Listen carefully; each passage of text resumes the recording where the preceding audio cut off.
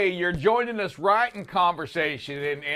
First of all, let me tell you, good morning, Drive Safe Dave. Love that bright shirt of yours. I've gotten rid of the mask because Drive Safe Dave had a problem with it yesterday. Angry Drive Safe Dave, I can say. And I've gone to a mask that I'm going to wear and just to make you feel more safe, Drive Safe, because I'm all about the people. I'm a people pleaser. I'm out here to make sure I continue to do my part to not only keep you safe, keep you comfortable, but to do my part to keep this world safe. I am I'm glad that I guess I'm a worldly man. I guess. I'm glad that I hope that my future passion to bring safety-minded stuff to your attention will help not only you but everybody involved. I'm going to continue to strive to make sure that I demonstrate my passion, and if it makes change for the better, wow, what a success. No, that's a great thing. And I want to just thank you personally for your example around our office, more importantly, not just the world, as you can't get this mask off this guy. I'm surprised it's off of him right now. And just you know, a shining star at this company. And thank you for being the leader and for being an example that you are. And going before all that part, we wanted to save that for the show because Drive Safe wanted to make mention of the fact that he's a lifesaver. And we thank you for that, Drive Safe. What about the guy in Colorado?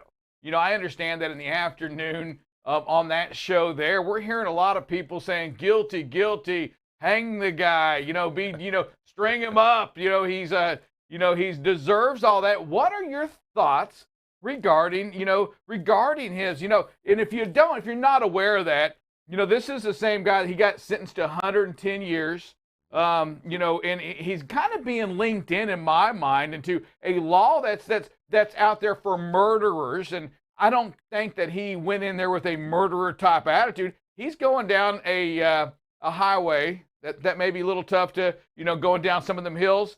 Inexperienced driver. One of the steepest in the country. Yes, one of the most difficult. From Cuba, on top of it. I don't know how long he's been in the States for that, but he's 23 years old, young kid, drives down, misses he had an opportunity, they believe, to have a ramp, one of the runaway ramps, didn't take that ramp, piles into some cars, kills 6 people, 28 vehicles, just completely destroyed, 110 years. Dave, what are your thoughts on that?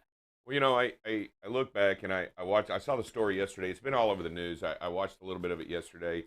The law doesn't allow for any way the judge, like Texas law allows for the judge to make certain recommendations, also can change the sentence structure, but this law in Colorado doesn't allow for the sentence structure to be changed, and therefore the sentences, each case must be served consecutively and not at the same time, and so it pushed it out to 110. Basically, they gave this guy a life sentence forever, yes.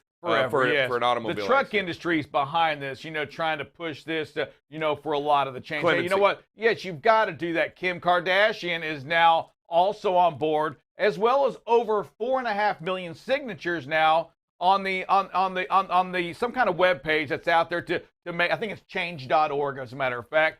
That's for this part right here, saying no, that's not what it's for. The driver, the young kid, 23, and I must say kid because that's what he is, in tears as he said, "I'm not a murderer. I didn't do this with the intent." And Dave, as a driver that's been in that, and now so he didn't have brakes, right? Correct. And he's probably not the first one. They have these runaway, and I wondered in my heart, I'd love to see this in court, just to see some of the things. I wonder how many times he's traveled up and down that road. Yeah, from what I understand, and also from the video, and from the he is very inexperienced on the mountain. So I'll tell you, it is a different beast down there, especially when you don't know exactly how to do the brakes. You got to be really careful when you come in.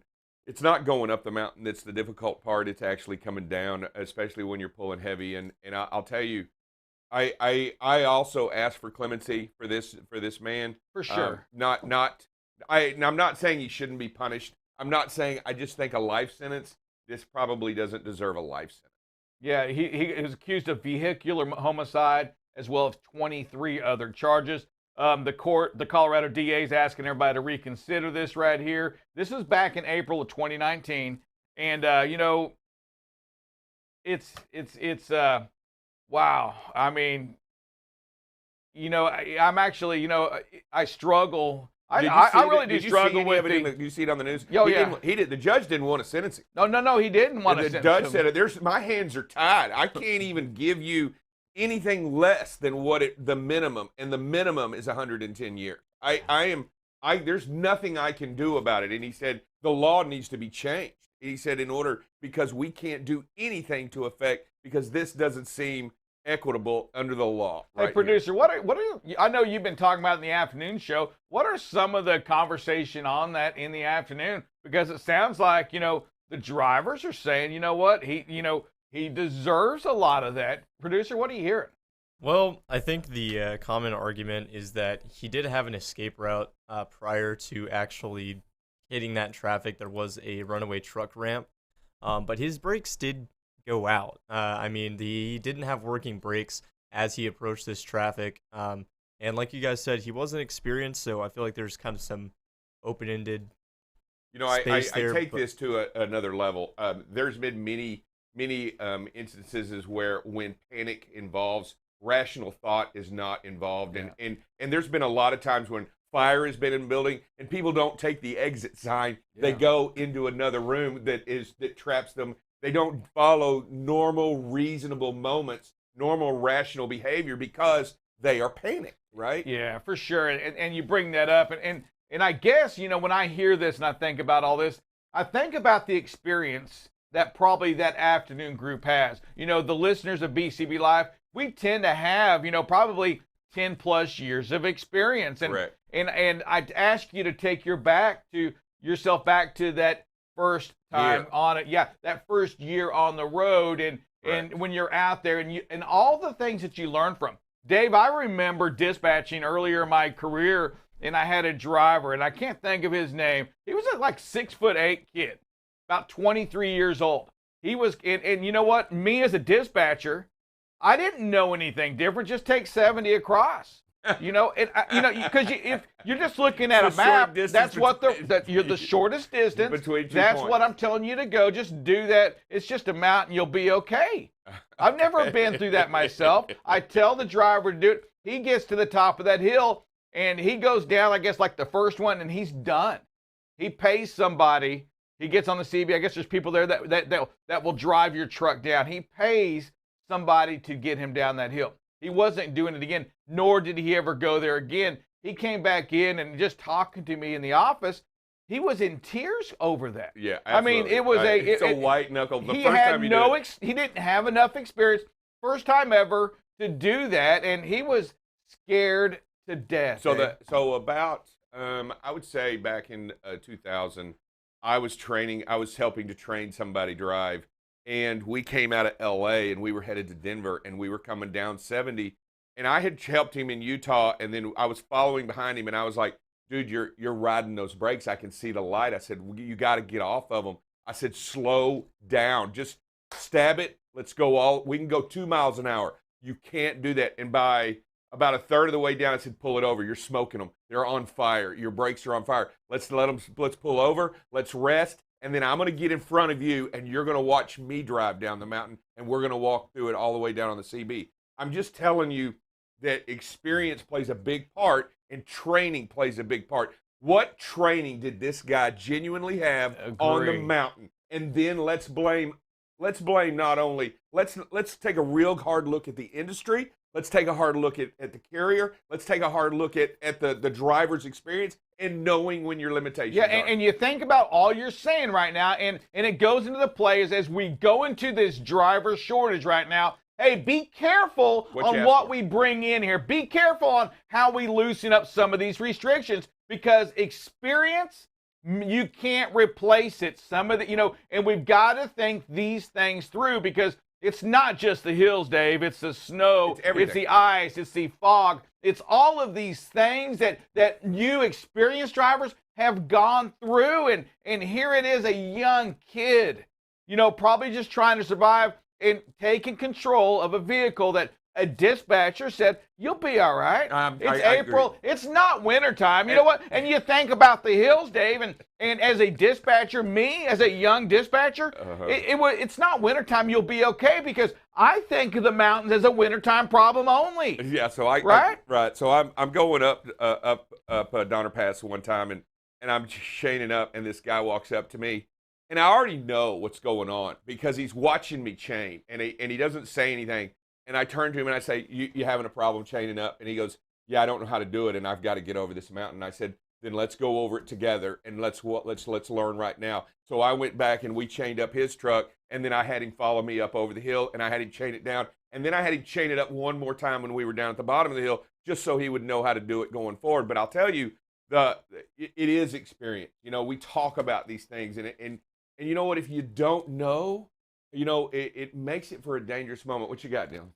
Yeah, we got Bill Criddle on the line. What do you got for us, sir? Good morning, Bill.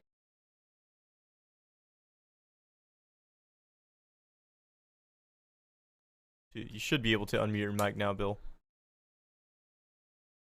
Good morning, guys. Good morning, Bill. I was listening about the conversation about the guy in Colorado. I feel for this guy because I've been in that position. My first time over a mountain, well, I was 21 years old, and it was on the grapevine over there. And I had a trainer with me. Went up the mountain, got up on top.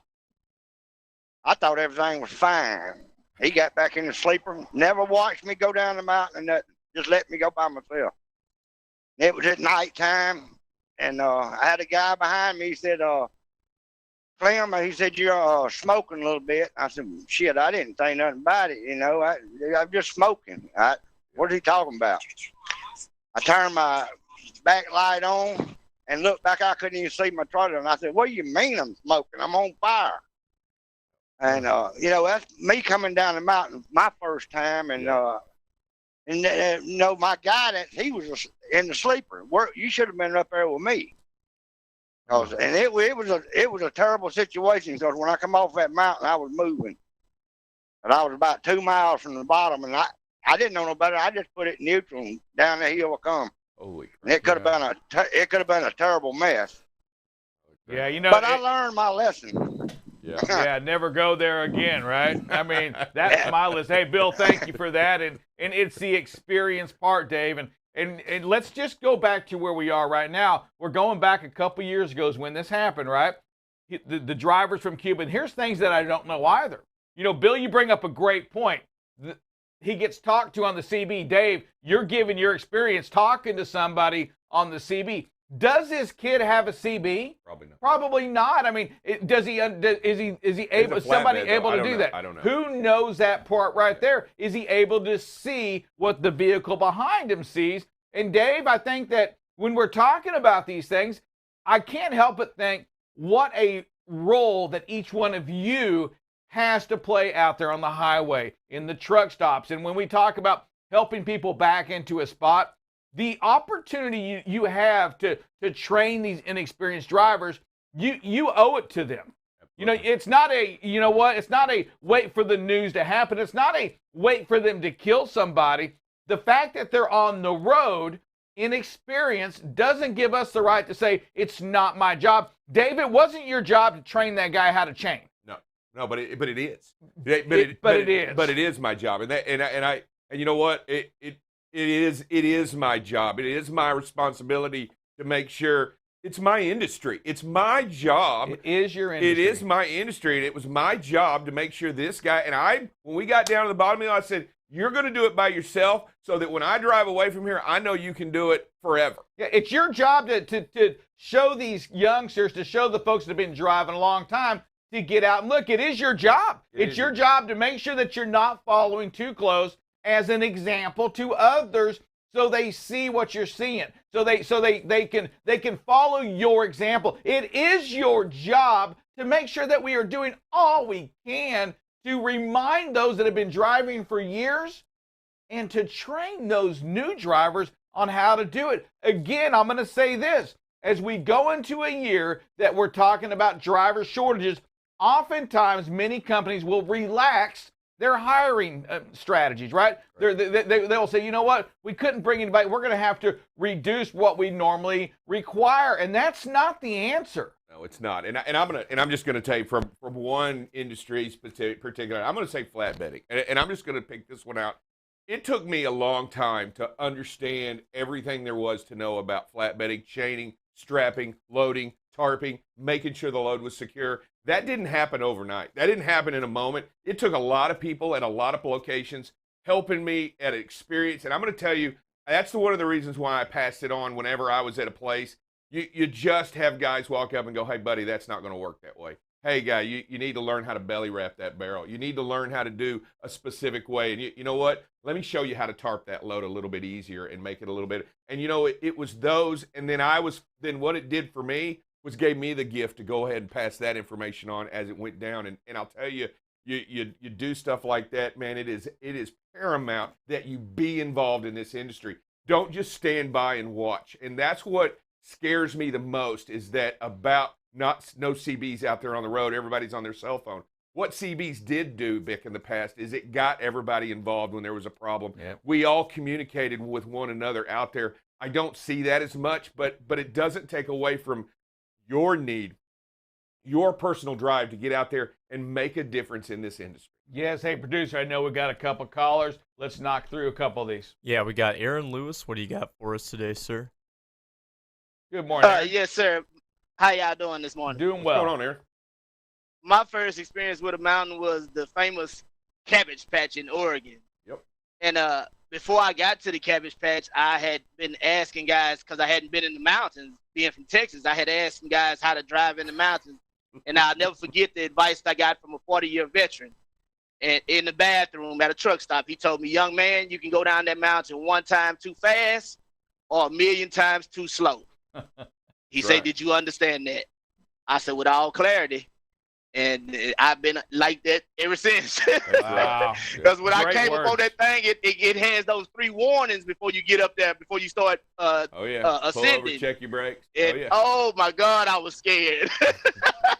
I still have my shirt that I got at the bottom that says I conquered the Cabbage Patch. They still require you to pull over and check your brakes. Wow. But Dave, they require you to pull over and check your brakes. Again, I'm going to say this. How many people know what to check for? That's a We great see them today all the time. We have roadside inspections on the flat grounds, right? We're not talking mountains. We're talking about tractors and trailers that people get pulled over with brakes still out of the range or whatever that is. And do they know how to do it? There you go, out of adjustment. I don't think people know how to do that, Dave. I mean, and how can you can say, well, check your brakes. Well, what does that mean? And just because there's a sign and I pull over like everybody else and I look at them, well, what the heck am I looking for? You know what? Jesus. Just because you look and check, it doesn't do anything. You've got to make sure that they're in the right adjustment. So you've got to make sure that you're doing your part. Producer, give me another caller. Yeah, we got Luwanda on the line. What do you got for us, ma'am? Hey, Lou, how you doing? What's up, Lou? How y'all doing this morning? We're doing well. How are you? Good. I'm talking about that subject. My sister was asking me about it, and I told her, I say he's 23 years old. Nobody taught him how to go down that mountain, That's correct. or he didn't have his CB on, and he got all that time. But like she said, common sense would have said, hit that last ramp. Don't go into traffic. And he would have probably been better off. But that's neither here nor there. But when they let these kids out of these training classes, what are the trainers really training them? What Thank are they you. teaching them? Yes. That has been an ongoing thing in this trucking industry for years. Absolutely. Now, my first time also was Donald Pass, and that's a tough one. You really do have to be careful. You can't go too fast and you can't go too slow. Otherwise, you will burn up your brakes. But someone has to teach you how to stab right. If you don't have the right stabbing, you're gonna mess up. That's the same one that's that CR England driver and his trainer went down and went off the ramp because he was going too fast and the trainer was asleep in the back. Mm. Wow. Thank you, Lou, for that. And Dave, I mean, again, and I don't know if this was a company driver, was he an independent contractor, what he was, but let's just talk about that for a second. Let's just assume that he's an independent contractor. Well, Dave, there's nothing that says that at the age of 22, 23, that I can't decide to be an independent contractor. Nothing. All I have to do is get my own authority. Correct. I have a CDL, and I am in business. I'm in business. Yep. I'm ready to go with no experience. Correct. No experience. No over-the-road experience whatsoever. That can happen and does happen, and you don't know it. And Dave, I'm going to go back to the company, okay, if this happened, for all you dispatchers out there as well, is do you know what you're dispatching the drivers on? I didn't know. And here I am. I'm a dispatcher. I'm just there with nobody to lead me, and I'm taking somebody else and just dispatching these guys out of Colorado and Cal all day, saying, why ain't they just going the shortest way?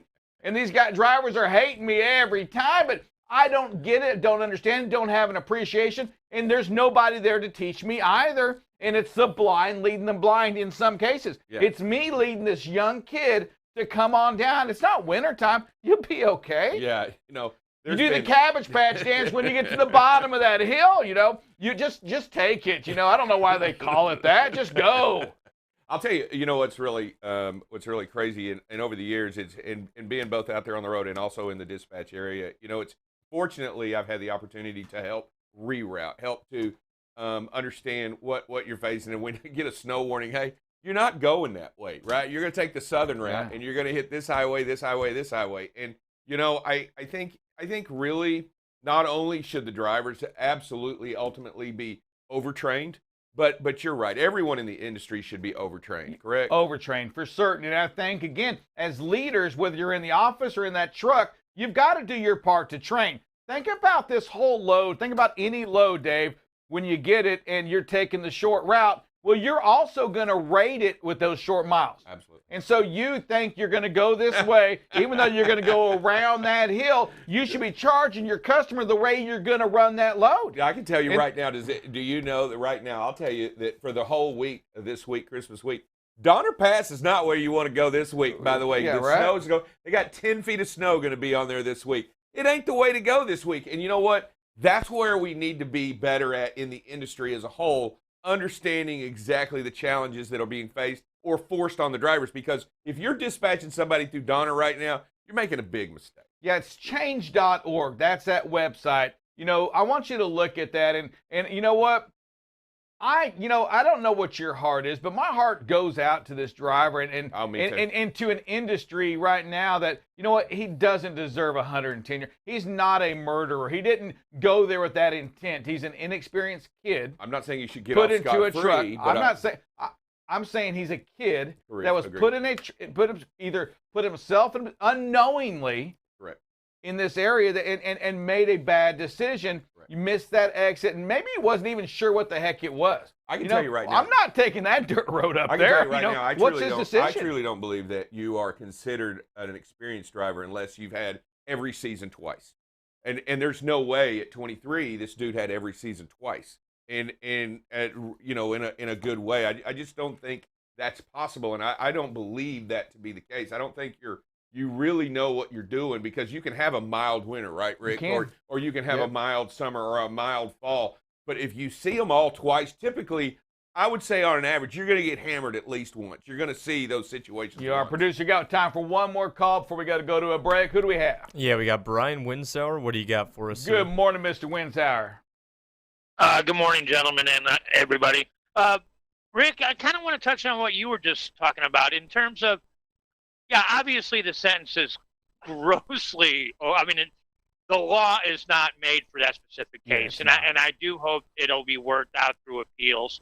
But where my issue is, and you guys are kind of touching on it, but the company or even if he's an IC, whoever's authority he's running under, has to share some of the onus or the responsibility of putting somebody inexperienced in that position.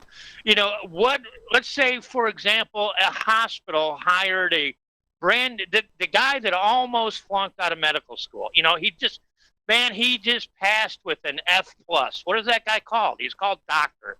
But so he botches a surgery. You're going in to have, I don't know, whatever, kidney repaired. That hospital is going to be part of the malfeasance and the malpractice suit because they are responsible for ensuring that that physician is capable of performing the surgery, performing the functions that they're marketing him for. And why would that same analogy not apply here? Yeah. And Brian, so here's what, producer, see if you can find this. You know, just the fact that nobody got sued for billions of dollars in this, a company didn't, really does lead me to believe this was probably an independent contractor, maybe running under his own authority, just starting out the business, which again, I think is just, you know, the entry level into this profession as your own business is too easy. You know what? You shouldn't have the right to open up your own business and be that driver with no experience going out there on the road driving. Just because you have your own authority, because you've got money to buy that truck, to buy your insurance, doesn't give you the right to go on the load board and start hauling freight with no experience driving. That's correct. You shouldn't be able to do that. I agree 100%. And I think some of the challenges as we move forward into the industry to make the industry better is to not only help identify those situations, but also rectify those situations and find a better way to and to train the next generation going forward. And so I'm going to stick to Winsauer's point there because I don't know that answer. And if you're a dispatcher at a company, if you're in operations at all, what kind of training are you giving your people? Right? What kind of training are you to have them recognize certain things from a safety manager position? Are you requiring that? Are you going in there and saying, hey, from a safety perspective, folks, we got to understand when you're dispatching from point A to point B, if you're going this route, you've got to talk to the drivers. You've got to make sure they have experience. Are we putting checks and balances in place to make sure that if it is a driver's first time going down that hill or going through that mountain, that we're talking to them about it, make sure they feel comfortable. And Dave, I think it's a difference too, and you tell me this, the first time going down any of these mountains, with 10 years under your belt versus 1 year, you're probably more able to handle it with a 10-year than one, right? Absolutely. So there's a difference even on that. I don't even know how you made 10 years without some slope, without some grade, without, heck, you could even go out here to Ranger Hill. I mean, right out here, just an hour and 90 minutes west of Fort Worth. I mean, you're going to encounter some grade at some point with weight. So I think if you've got 10 years under your belt, you are more apt to be able to handle yourself in certain specific situations. But still, you have to understand the grave danger that encompasses that type of situation. And you know what? We talk about hills. We still have to, we could go on forever. Inclement weather. We could go on forever with different traffic. We can go on forever. Each of these challenges create a dangerous situation in which experience is which is invaluable. It's invaluable. Yeah, I mean, let's face it, at the end of the day, that law in Colorado is not meant for this. No. And there's going to have to be a change. You know what? Go to change.org if you feel, like it's, if you feel in your heart that it's the wrong thing, sign that petition for this truck driver. It's not meant for him. We'll be back to you in 60 seconds with the phrase that pays on BCB Live, the safest station in the nation. Hey, everybody. It's Drive Safe Dave here with BCB Live, the safest station in the nation. As you know, winter is upon us, and with winter comes some difficulties and challenges. Now, if you live below or running below that 20 or I-10 corridor, you may not feel that pressure, but if you do, let's talk about a few little tips that we have. Tip number one, let's make sure we get over here and we drain these air tanks. Let's get that moisture out of there so that we make sure, because moisture and freezing cold temperatures don't mix. All they make is ice. Tip number two, remember when air temperature drops, so does pressure in these tires. You want to make sure that when you enter into or near cold temperatures, you make sure that your tire pressure is and cold pressure stays correct throughout these cold temperatures. You want to be safe out there because this is where the rubber meets the road. Tip number three, if it's extreme weather and extreme cold conditions, you may want to make sure that you use an anticoagulant or an anti-gel inside the diesel fuel so that it thins and doesn't gel up on you in the lines or anywhere else. Tip number 4, as you know, when you enter into the West, there are certain regions that require you to have snow chains and or snow socks in that region. Make sure that you carry them. And tip number 5, I'm going to give this one to you as a freebie. Carry with you a little bit of cat litter in your truck. That way, if you get a little bit stuck or if you get near a region that doesn't have a lot of grip, you can throw that down and give your truck that needed oomph to get out of those sticky or slippery situations. For more pertinent and safety information, you can always tune in Monday through Friday, Central Standard Time between 7 and 8 a.m. and get that needed information on BCB Live, the safest station in the nation. All right, everybody. The weather outside is frightful. Slowing down would be delightful. All right, that is your... As long as you love drive safety, let it snow, let it snow, let it snow. All right, we'll be right back with Buckle Up Bob.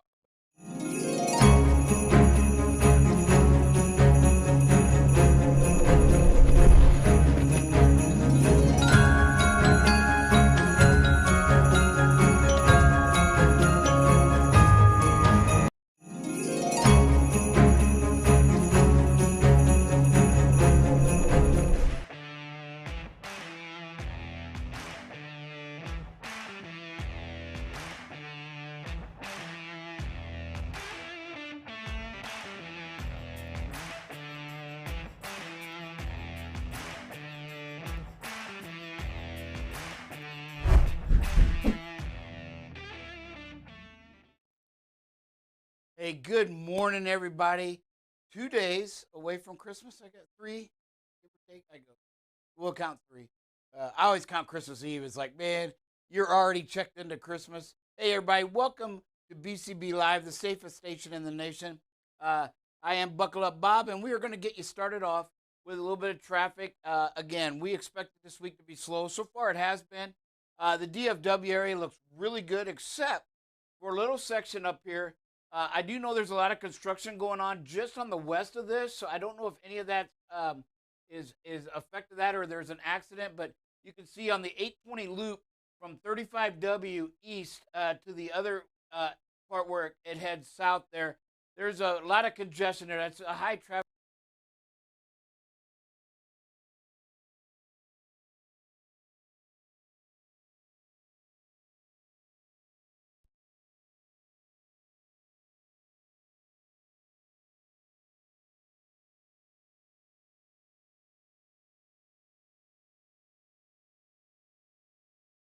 Just north of 30 there and Mesquite, so close to Garland there. So be careful as you come into that area this morning.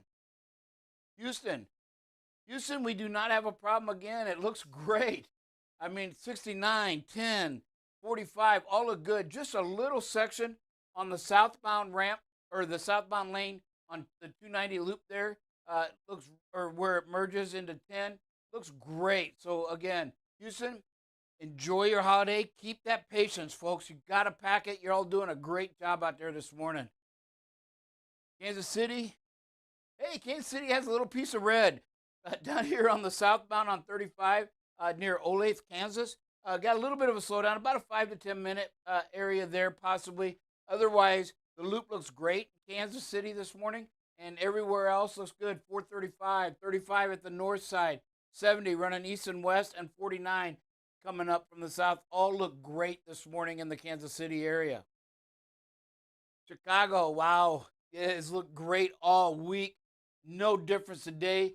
One road, 90, as you come into the north side, has some stop and go traffic, some spottiness, if you will, but everything else looks good. The loop around looks great. 88 looks great. 90, 80 down in the south. 55 coming up through Bolingbrook looks great.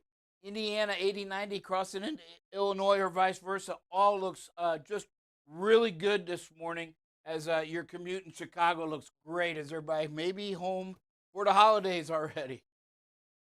Atlanta's looked good the last couple of days. Even Sandy Springs hardly has anything going on up there.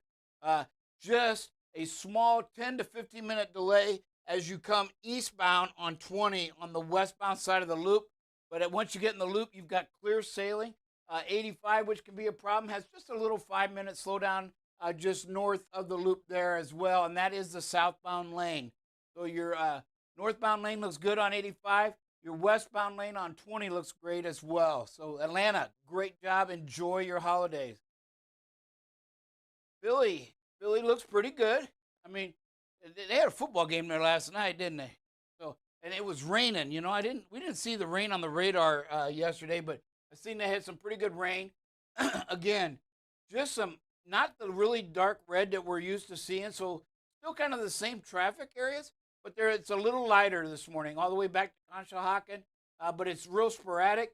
Same thing coming down the river here on the Pennsylvania side. That's always a backup, but again, it's lighter. New Jersey side looks great. 495, which has been a problem down here in the south of Philly, looks awesome as well. So again, you've got some good normal commute and a little bit better than normal in the Philadelphia area this morning. Nashville, wow. I have never seen 24 green. Folks, 24 looks terrific. There is just absolutely zero color on it. So you've got a great commute this morning if you're coming up from the south on 24 to Nashville. 40 looks good. The loops all look good. Again, just that slowdown at the 65-24 merger. It's there every day. It's not quite as bad this day, but it's still there, so you're going to have a little bit of a patience. Keep a lot of space between you and that vehicle. Later, hopefully y'all stay tuned in the show. We're going to see some great courtesy videos and some that weren't, other drivers. So, again, be patient out here. Keep that space up there, and everybody will get where they're going much faster, believe it or not. Baltimore, D.C., y'all look good. Looks like you are also ready for the Christmas holiday. Got a little bit of a slowdown here as you come into 83 there, as you come southbound into the Baltimore, but the loop looks really good. A little bit of a slowdown, 5 minutes or so in Woodlawn, right by that 70 merge. And then as you come down into the D.C. area, 95, 295, all look great. Again, we always have a little bit of a problem on the westbound lanes up by Silver Spring, but that, again, it's just that 10-minute delay or so. And your loop looks great.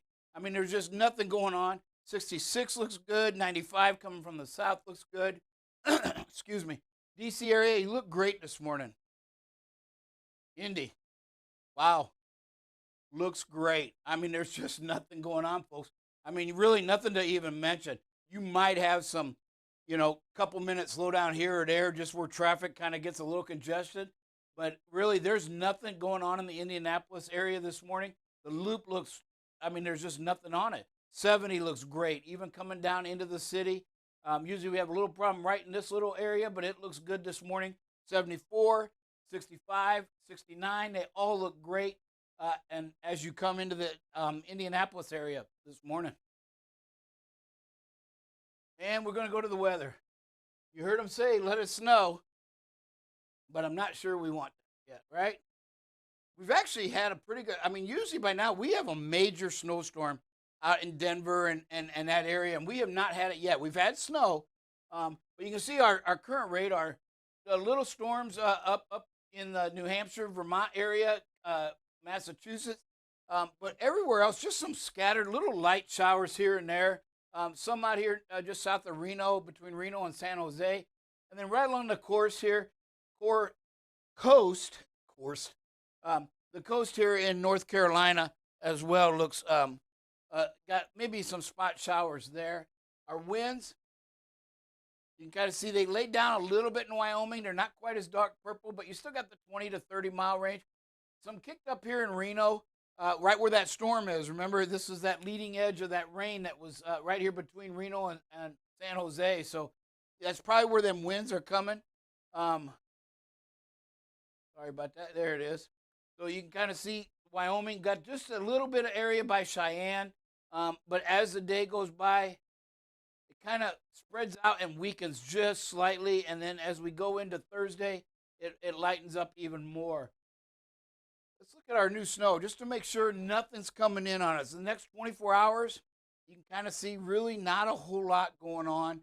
If we touch here, 5 to 6 inches, that's going to be in the upper elevations, in in California because the temperatures are supposed to be mild. If we hit the next 3 days, then we see a little bit more snow. But again, all in that 4-inch range. So really not a lot to, it's just enough to be a nuisance. You know, you're going to require some slowdown and patience and increased space if you're driving the next 2 or 3 days out in the Northwest. The rest of the country looks really good. Hey, you know, we also want to see if we got any thunderstorms coming up. There's the snowfall you can see. Again, not expecting a whole lot. And for today, again, just a really mild day. So, folks, hey, we're getting close. Again, there's going to be more travelers on the road today and tomorrow. So you really want to make sure you pack that patience, keep that space. If you run into a little bit of the snow, it's going to make it a little dicey. It's not going to be a major snowstorm, but you still got to slow down and increase your space. Hey, we'll take a quick break and be right back with some safety.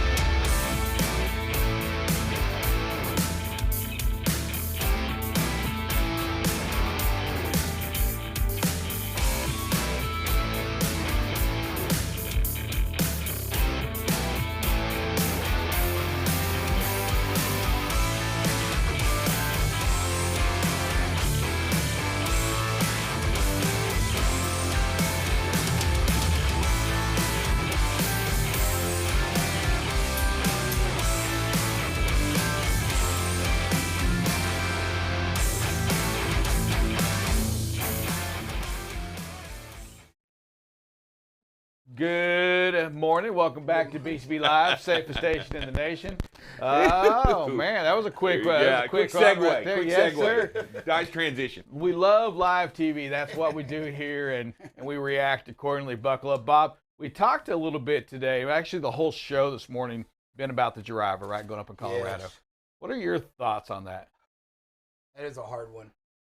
But, you know, really everything that you said, you know, we all make mistakes, but there's just so many things there's so many variables in there that have to be addressed. And I don't know, it just shows me how hard it is to keep your hands on every little thing out there. But the driver needed training. There was no intent. You know, we talk a lot about the intent of the laws. You know, what were they intended for? The rules, the regulations. And the same thing here, you know, it was clear that he just didn't know what he was doing. Yeah, and that's my thing. I mean, let's just look at the facts. That's not what that law was intended for. No. And hopefully, and I do think there's enough now that especially Kardashians behind it, it'll probably really get a lot of vibe. I'm just saying. Nice to know we have political sway. Those are the ones you want. Buckle up, Bob. We've been talking. You know, we're coming into Christmas, and you're looking at that road conditions, and everything's beautiful and clean. Let's face it. You know, there's not a lot of people working. You know, drivers are starting to shut down right now. I'm worried about getting home. We're seeing, you know, schools have been out all week. People are not going, but we can't let our guards down. No, and that's a great segue into today because, you know, one of the things we're talking about the winter driving conditions and the freezing rain, the sleet, and definitely ice we don't want to drive on, but it catches us off guard. You know, everybody remembers actually it was this year in February in Texas where it started out with rain and it had that freezing rain mix. And everybody thought they were on wet pavements. And the next thing you know, you had 95, 98 vehicles in an accident on Fort Worth where people lost their life. And so it's that catch you off guard stuff that you've really, all drivers, not just truck drivers, all of us have to be aware of. That we talk a lot about situational awareness on here. When them roads are wet and we know the temperatures are around freezing, you have to assume there's ice. You can't just say, oh, it's wet because I've been driving for 3 miles and it's been nothing but rain. Because then all of a sudden, you get into that patch. We knew it was coming. And just by that and being alert and planning, we were watching videos already and caught a truck fishtailing a little bit over a bridge. So it told us right away the bridges were already icing and you were able to get the drivers off the roads before the major thing happened. And again, you just can't get caught off guard. And that's where some of this, especially right now, it's real dangerous because the temperatures have been mild. We've had a mild start to the winter. I mean, typically we have some major snowstorms out in Colorado that we just haven't seen yet. And so now you've got this snowstorm or system coming in, and it's that light 3 to 4 to 5 inches, except out in Reno. I think Dave said Donner Pass, they're expecting about a foot in the upper elevations. But this is where when it changes over and you get the morning to the day or the afternoon to the evening, where temperatures start to freeze and wet pavement starts to refreeze, things like that, and it catches you off guard. Don't get caught off guard out there, folks. Remember, wet pavement is wet pavement, and if there's a chance of ice, you have to believe it's out there somewhere. Slow it down, get off the road, whatever you got to do to be safe and protect life out there. And we're going to see some videos this morning that, again, some really good ones.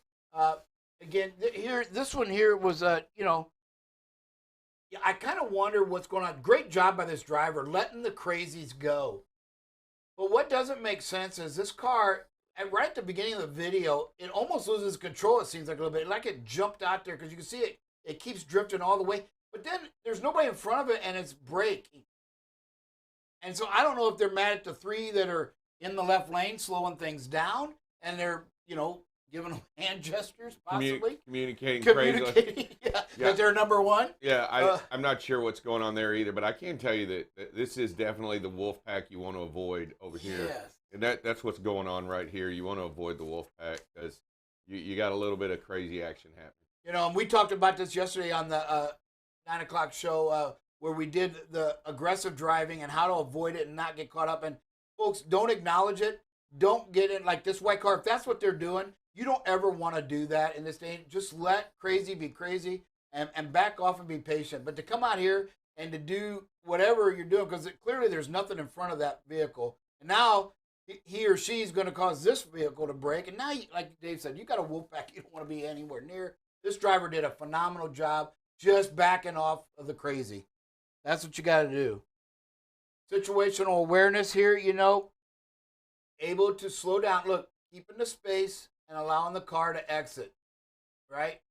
Car's got the brakes on. There's a problem. He or she missed their turn, right? But this driver did a great job at slowing the traffic behind him or her to help. This is what we talk about. When you think you can't affect what's behind you, you can. And this driver did a pretty good job at least slowing this lane down and able to allow this person to, oops, I forgot my exit. Yeah.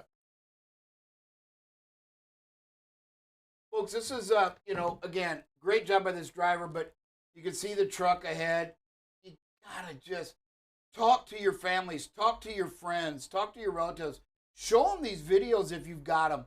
You know, make sure that everybody sees how dangerous intersections are. We have to get that word out, you know. And again, the truck just blows right through a red light. You know, great job by this driver not doing it, but it just shows how you've got to prepare to stop.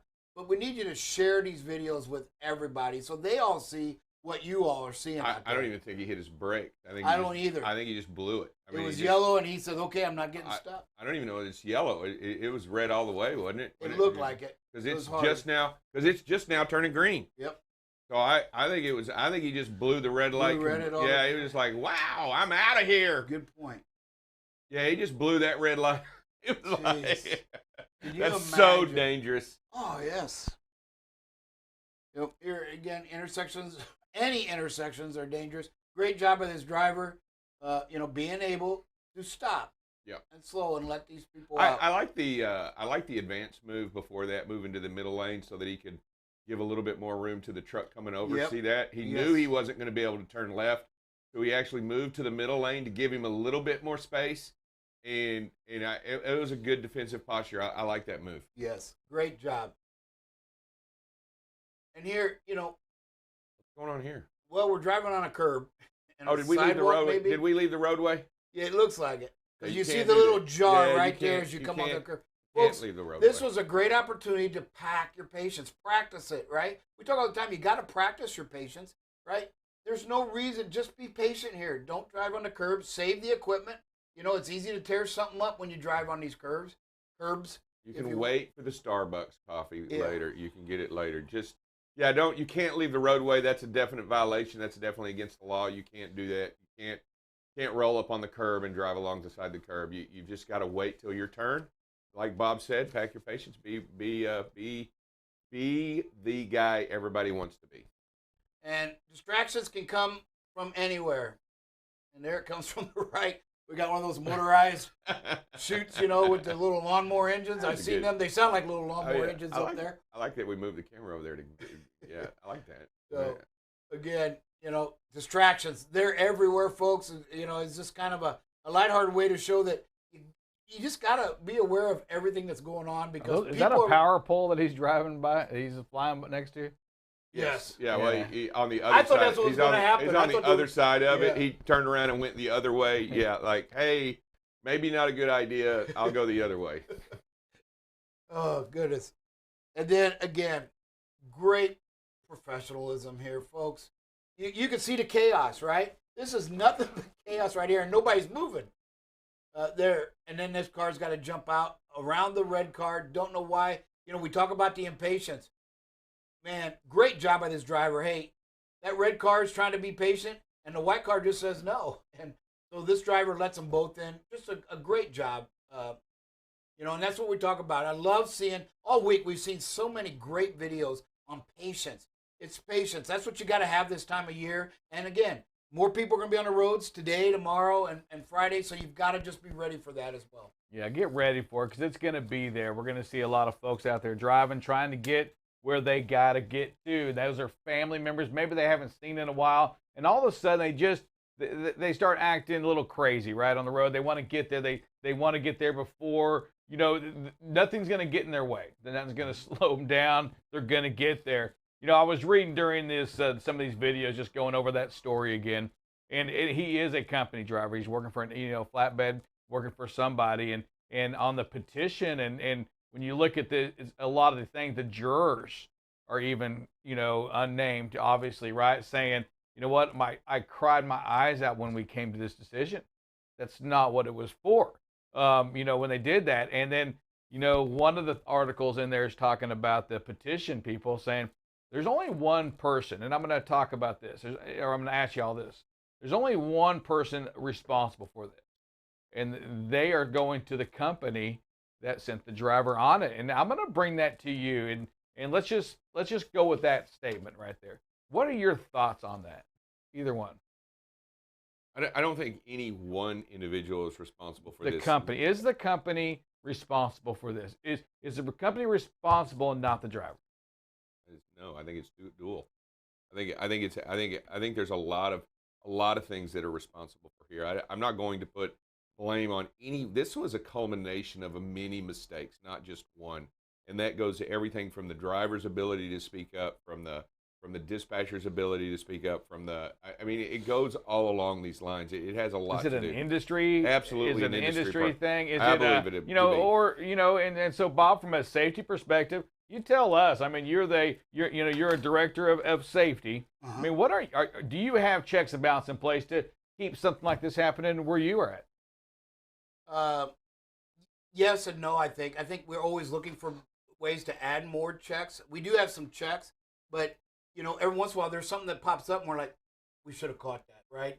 And then it creates another, maybe redesign in our process or our company policies or things of that nature, because we try, but there are things that sometimes you miss. But we do have things, with the experience level that we really do look at closely.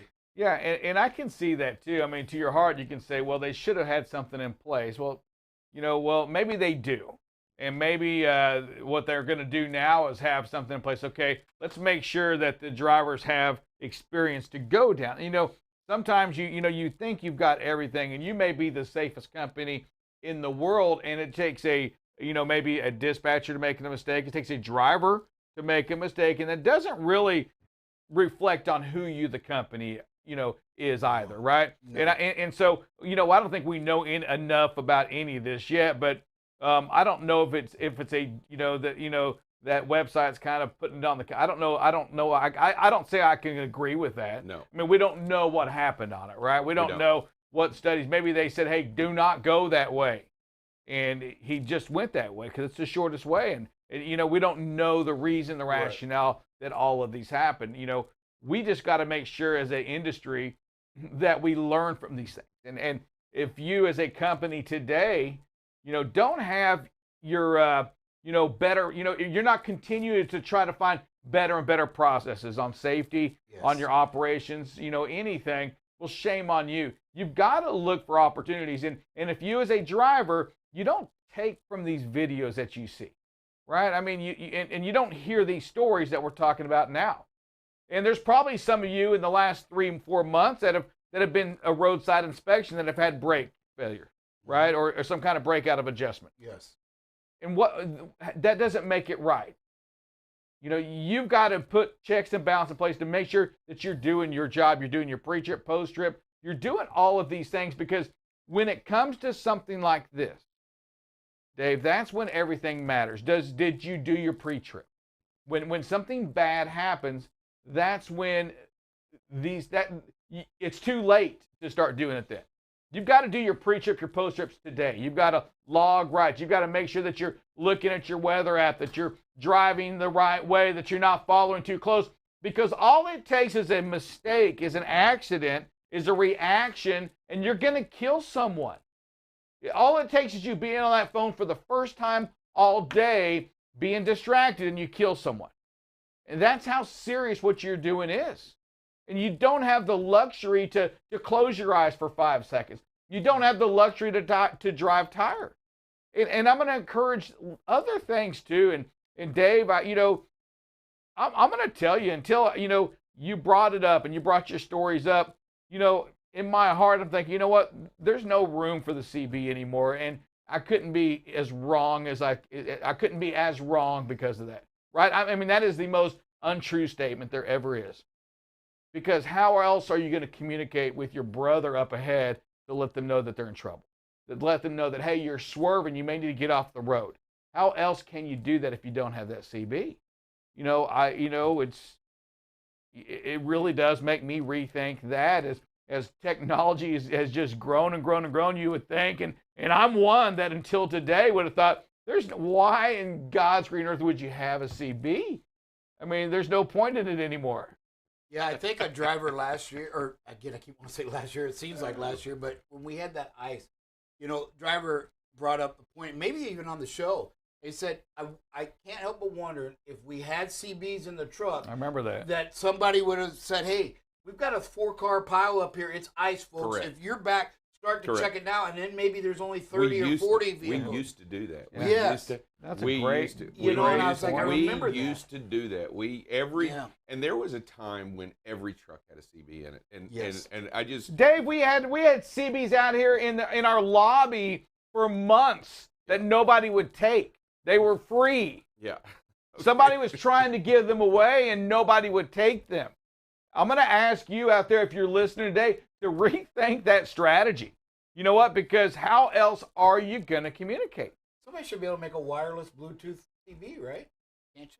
I mean, come on, technology, right? Yeah, well, so you don't have to. That's a different radio wave. It's a different frequency, and it's a different It's a total different technology. We can make cars fly, but we can't. Hey, you know what? Let's do this. Hey, producer, let's get a poll sent out to those that we know follow the show and listen to the show. Let's get a poll sent out to them. I want to know how many of you have a CB today.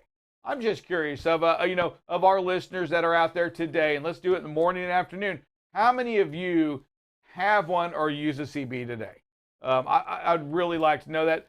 Drive safe, Dave. You want to close us out with a prayer? Dear Heavenly Father, we gather before you to ask for your grace in all things. Father, we come before you on this special holidays and ask for your blessings for us and for our families and for everyone out there on the road and everyone in this country. Father, we also ask that you give us the ability today to make a change and be better today than we were yesterday. Be better who we are today for each other today, so that we can truly be a blessing upon one another, so that we can truly benefit our fellow man. Father, give us this strength, give us this courage, and give us the ability to make a change for the better today. We ask all these things in your name, we pray. Amen. Yeah, every one of you, I want you to take a moment today and look at who you are and know that you are valuable, that you are needed, you're loved. And we want you to make that safe decision, not only to protect your life, but to protect the life of others. Man, what you do matters every single day. Make it happen. Make the right decision. Be safe. Watch that distance. Watch that distraction. and watch the speed that you're driving. God bless each one of you. We'll talk to you this afternoon on BCB Live, the safest station in the nation.